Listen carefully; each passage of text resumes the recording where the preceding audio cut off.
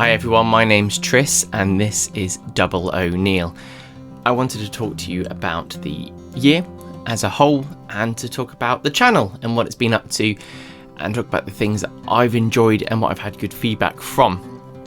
I have reached some new levels in regards to my understanding of the hobby, accepting certain things and just understanding where I want to go with areas of the railway and stuff like that. I'm sure we're all in that same position. At the end of the day, it's a hobby that we want to enjoy, and with me doing the channel, it's a bit tricky because I'm looking at what other people do and think, oh, I need to be doing it to the same quality.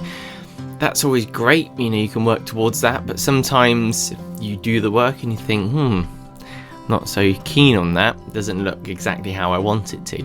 But that's okay. There's going to be many of you that are scared to even have a step towards doing that. For example, putting a load of grass down on an area, and you'll be thinking, well, what if it's not right? Well, you're never going to know. And what's the worst that will happen? You'll put it on, it won't look great, but fine, it'll be what you have for a while. And when you can afford to, get some more grass, chisel off the old stuff, or put something over the top, you'll be fine. So that's something that I'm trying to approach with on my railway, but I still haven't got there. You have probably seen that I haven't done too much on the layout lately. I'm trying to just build up that motivation to do it. I've got a few plans in my head and I'm realising that there's no rush. There's other things I could be doing, which you've seen, some wonderful projects that I've been up to. So we'll get back to the layout in the new year. I'm looking forward to doing that. But the projects that I've been doing over the year, I've had so much fun with. Some have been just doing modelling or seeing live streams, which is good fun. I did a really nice little loco that I'm very proud of, which I call a 95XX, which happened to be featured in the Hornby magazine, which was really nice. And I did a really fun video for me, which shows where I've machined the chassis. I've been 3D printing the body, putting all the details on, and that came out really nicely. The chassis runs reasonably well when the track's right, and once it's warmed up from fresh, everything's a little bit tight. I have to run it round again and it kind of frees off, and then it's really, really nice again. So I give it like 20 minutes and then it's a nice runner. But I have an ambition to improve on that and have some form of suspension or my dad talks to me about a term which allows the wheels to move, not suspension, but I can't think of the name at the moment. But it doesn't matter, I'll probably remember it once I've turned the video off. Compensation, I believe. So then you have all the wheels contacting the ground all the time. If you get a slight bit of twist on the track on an 040, you're just going to lose power, it seems. And it's DCC, so it'll be going and then it just stops. And then it gets going again. So that's something that I want to improve on. That's because I was going to make two. I've made two chassis. I've got all the bits to do it. But I feel like I need to modify the chassis, build that compensation, and I'll make a new chassis for it, which will come at a later date. And when I do it, I'll share it with you because it's something that I feel it's worth talking to you about and hopefully give you some inspiration into building some chassis. The other locos that I've done that are part of 3D printing projects are the little narrow gauge loco that I did. It's a wonderful little loco. I've had good feedback on it from the channel. Quite a few views on the video. I didn't get the huge views like some of the other channels, but I'm not too worried about that. But for me, it was received really well. And I did the loco originally with everything all moulded on or printed on, all the details. But in a way there wasn't even like a separated handlebar. It's just a protrusion of like a rod. Just like some of the lower kind of quality models that are out there, which have got all moulded on details. So what I did was I upgraded that effectively. Added loads of rivet detail on CAD. Spent some time on this. I really enjoyed it. And got it to fit onto the loco chassis, which is by Iberton. Kind of a very poor chassis to run at slow speed, but I ran it with my DCC chip inside with a Stay Alive, and that seemed to improve it. I was actually quite happy. On my layout it still doesn't improve it, but on just general straight track it runs quite nicely. In regards to my layouts with the narrow gauge, I kind of want to rip all of it up and start again, have a small station area that I can use for it, which is on a hill, and a really smooth decline coming down and curve, because I think that'll help it run really, really nicely. But we'll see, who knows. So that side, but I haven't even finished half the other stuff on the bits I've already been working on, so I'm not going to start doing that now. So that logo came out really nicely. It looks pretty, it's cute, and I've had a lot of interest on it. The other one, which I released only a week ago, I've been spent from like the end of August kind of drawing it, mulling over the idea, reverse engineering the Hornby chassis, the overall, the common one that's out there, which many of you have probably got in a drawer somewhere, and I wanted to make my own body for it. So that for me was fun, to do that, a bit of a larger scale one. I did do my 95XX, but I'd like to do more of this. I have all these ideas of what I'd like to do. And so with this one, it was in a view to make it look like a baby prairie. That was my thoughts. But I like some of the features that are on, like the 3MTs, the BR standards, the tank that you have. This way some of the details are on the front and the safety valves and bits. So I've actually got them on it. So it's not a full kind of Swindonized job of an absorbed engine, but I call it a 12XX. But I had quite a lot of interest through Instagram and Facebook when I was posting pictures up about it, and then saying, oh, can I buy one? And so I thought, fine. So I set up a website, which is www.o'neildesigns.com. I'm just struggling saying that. There'll be a link below if you want to have a look. And I've put some other items on there that I featured in previous videos, some narrow gauge buffers, and then some other bits and bobs. And I'll be adding things over time, just as and when, just keep it casual and put bits on. So that's been really good. And it's been received reasonably well. I've had quite a few orders, so quite a few of the bodies, been printing like mad, and enjoying myself actually, just sharing what I've made so someone can enjoy it. So that as a whole is my main projects I've done in that way. I've done some other bits which have been like building based on the 3D printing. So I've drawn a waiting room. I've even done a station building, but I'm not going to share that with you just yet because there's some things that need to happen first before I'm going to show that with you or share that with you. I've enjoyed painting through like getting into the hobby, I feel, improving my painting. So airbrush skills, airbrushing, you can say is an art. Maybe it's no more of an art than anything. It's just understanding what you're working with. Things change for me when I'm working with acrylics, using my 0.7 nozzle that I have on my airbrush here. This is by Hobbynox. It's got a 0.7. You can have 0.8 and 0.9 nozzle. But with the acrylics, I always find I get a little bit of times when it bungs up. So just trying to get the milky consistency without it being too thin that you have to put too many layers on and lose detail. This airbrush has been brilliant for me. Originally I had a 0.3 nozzle, and that it was great. I'm sure when I thinned it down enough and you could get fine detail, don't need that. I'm just covering the area most of the time, and even when I'm doing my weathering, you can still be pretty good with it. You don't have to pull it back all the way when you're working on it.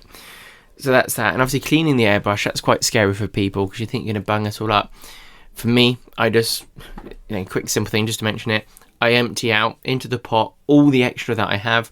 I then get some tissue and wipe out the excess out of the cup. I then put a little bit of water in the end, and I just clean out the airbrush as much as I can with water, but let it disappear first, put some more water in, keep doing it. Then the tissue goes back in, and I take the cup off, I go in a little bit more, then I start using something called airbrush cleaner. An airbrush cleaner seems to clean things so well, and I also use it. This is by Vallejo. I use that to clean brushes. So when your brushes start getting quite old, so you've got your brush here, and mind you, just look at my little screen I've got here. Sometimes on the end you can see paint. I've even got a little bit of paint here.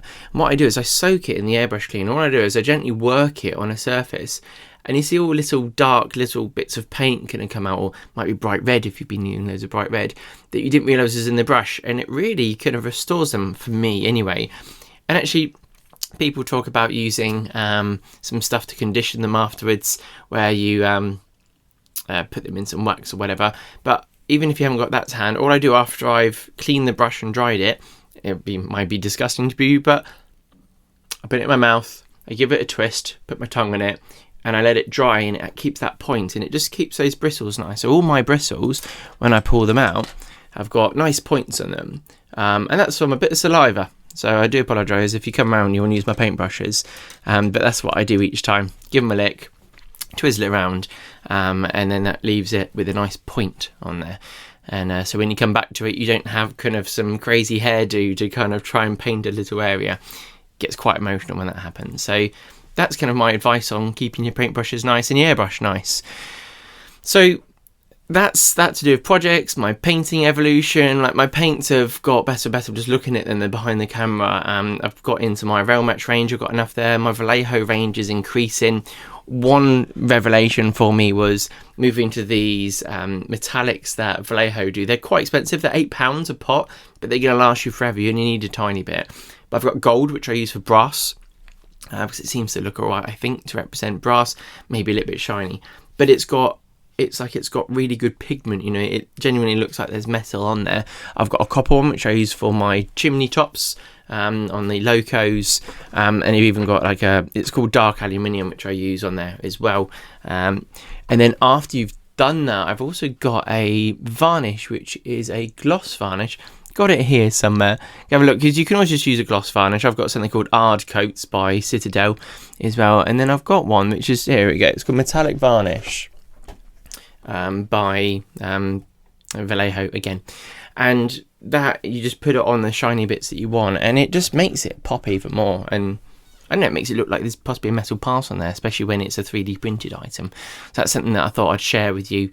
One thing that I found when I've painting the people, I use a mixture of blues to, you know, generate the colour of the tops and everything like that. But when I do the skin colour, try and not knock the camera too much, I use something called Guilliman Flesh. There's obviously various ways of saying this. You get it from Games Workshop. It's their Citadel colour range. It's called a contrast paint. So you primer the area with whites, and then you put on this paint reasonably thickly. You know, it sits proud slightly when it's sitting there, but then it all kind of goes into the crevices, and you get a nice skin tone with accents. So that's really, really good. The other thing that I want to talk about, I've got a little list here, just going through it. Over the year, things that I enjoy is going to see railways. It's nice, it's fun, nostalgic. You get to enjoy getting bits of steam and grit and stuff in your hair and your eyes and your ears. And it's wonderful. I normally have my head out most of the journey if I can. And I've been sharing those journeys with you. One that I didn't share with you was going to the Gloss Walks, which is a wonderful Great Western line. And I went down there with my partner, Magda, and we had a nice look around. And I know it's a nice day out generally, so I'll put a couple of clips up of that.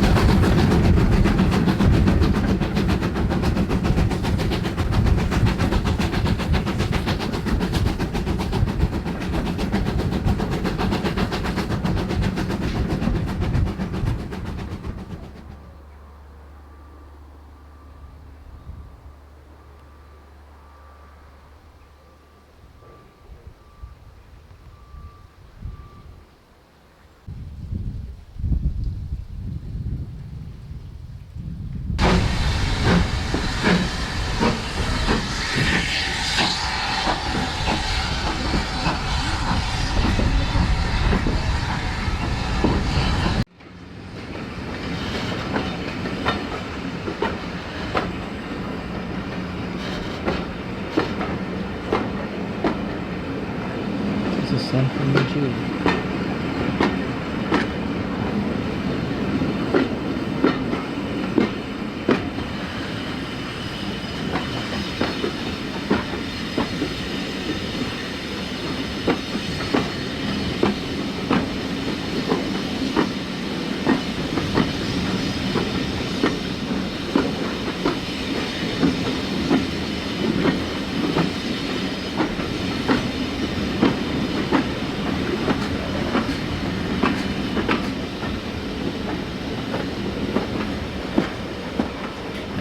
But just get down to your railways. They need us, especially at the moment. Just keep building the railways back up. They lost so much during the previous times of COVID and all that. So yeah, just get over there, especially New Year. I'm sure they're all going to start pumping it back in. They probably sold out on all their Santa specials at all the different railways. But I'm looking forward to getting back in and seeing them go, because it gives me that inspiration to get back and get on the models. What's next to look at? Channels that I want to mention. I only want to mention a couple. I've already mentioned others in the past, and there are some fantastic ones out there. The ones that I want to talk about is, so we've got Wheezy's Palace Models. I'll say again, Wheezy's Palace Models. He looks after Engage. He's recently put some videos out, really nice videos. He's been a nice supporter of the channel, always been very complimentary in my comments, and I really feel he needs a shout out, because I enjoy listening to him and what he has to show. So check out Wheezy's channel. The other one, and I quite enjoy him. It's actually, there's 4. I thought there was 3.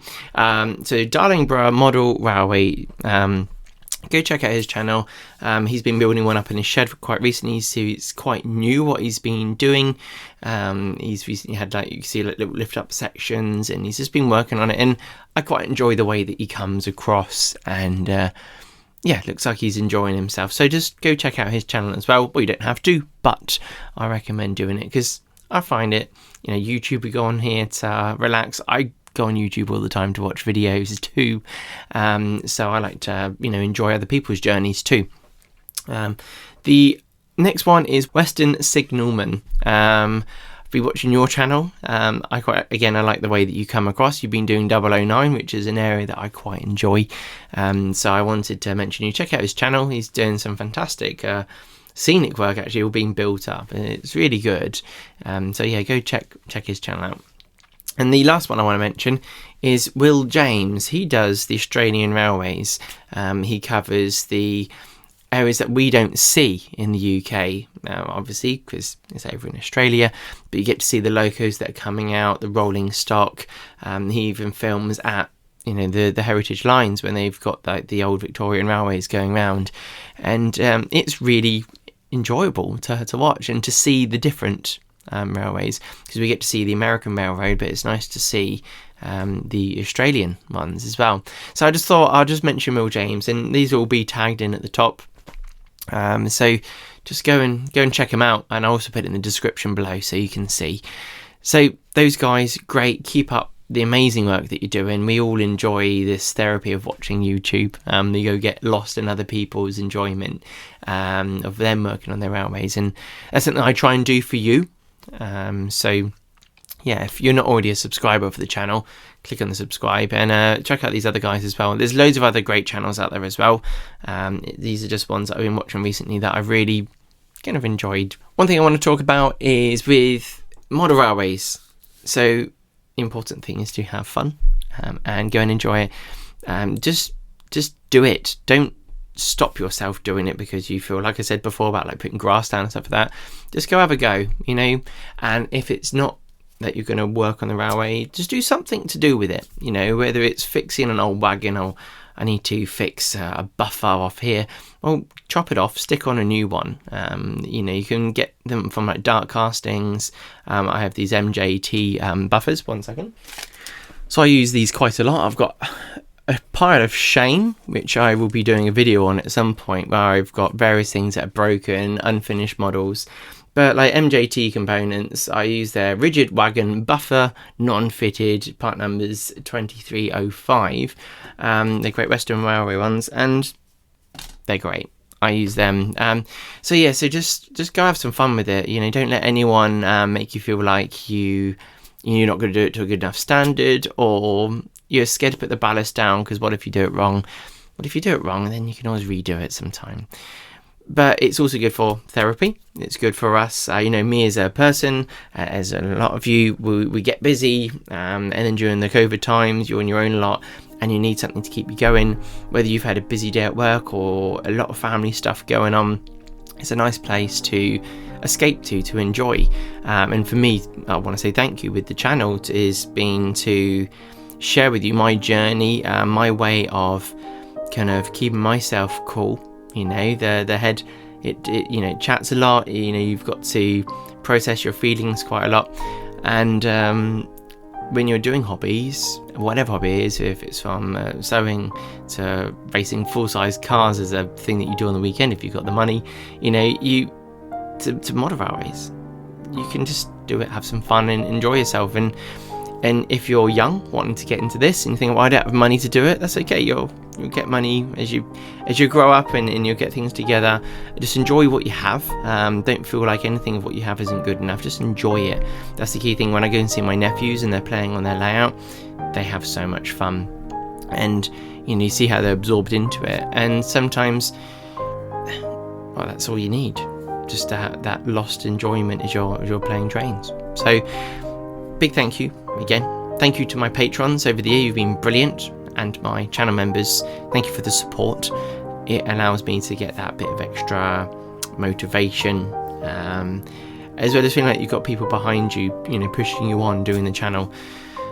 I think that's enough chatting from me. I think I've made my points. I really enjoyed talking to you. Check out my website if you want to see what I've got up on there. Go and have a look on my Instagram account or my Facebook. I'm always putting things up of what I'm up to, some stuff that might not even be up on the channel. Anyway, I'll see you soon. You take care. Bye bye.